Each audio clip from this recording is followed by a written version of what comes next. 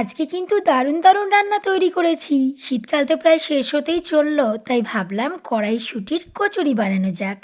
আজকে বানিয়েছি গরম গরম ফুলকো ফুলকো কড়াইশুঁটির কচুরি। আর প্রত্যেকটা কচুরি হয়েছে ফুলকো ফুলকো, খেতে কিন্তু অনেক ভালো হয়েছে। আর দেখতেও হয়েছে পুরো লোভনীয়। এখন আর কড়াইশুঁটির কচুরিটা তোমাদের কেটে দেখাচ্ছি না, দুপুরের থালিতে কিন্তু কড়াইশুঁটির কচুরিটা কেটে দেখাবো যে কেমন তৈরি হয়েছে।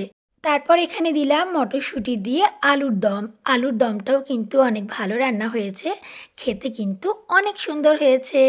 তারপর আজকে একটা দারুণ জিনিস তৈরি করেছি, সেটা হলো দুধ পনির। এই পনিরটা কিন্তু বাড়িতেই তৈরি করেছি, আগের দিন রাত্রে কেউ দুধ খায়নি, সেই দুধটাতে পনির তৈরি করে নিয়ে দুধ পনিরটা রান্না করেছি। খেতে কিন্তু অনেক ভালো হয়েছে।